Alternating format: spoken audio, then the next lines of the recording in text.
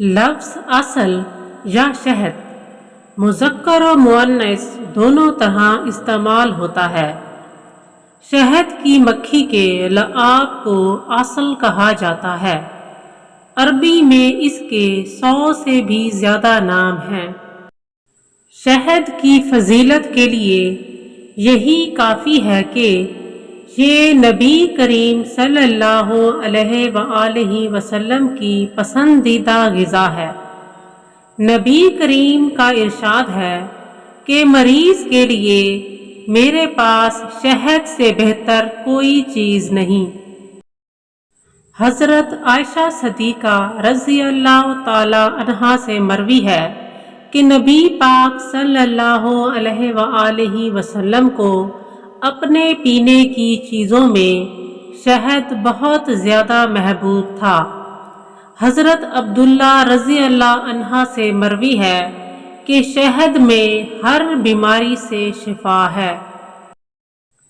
جو شخص ہر مہینے 3 دن صبح کے وقت شہد استعمال کرے وہ کسی بڑی آفت میں مبتلا نہیں ہوگا۔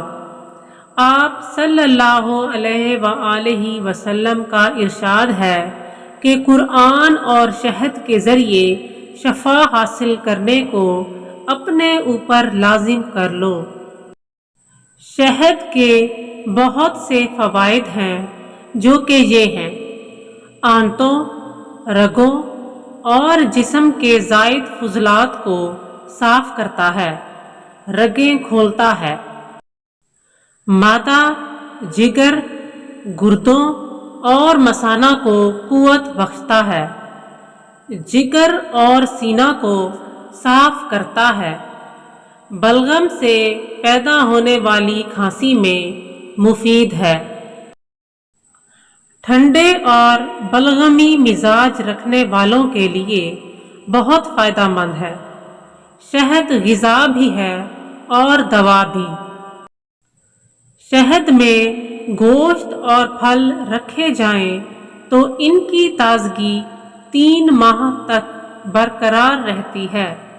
جسم میں ملایا جائے تو جوؤں کو مار دیتا ہے۔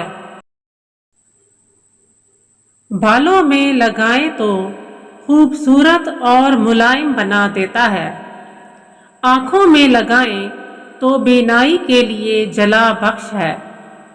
دانتوں میں لگایا جائے تو اسے چمکا دیتا ہے۔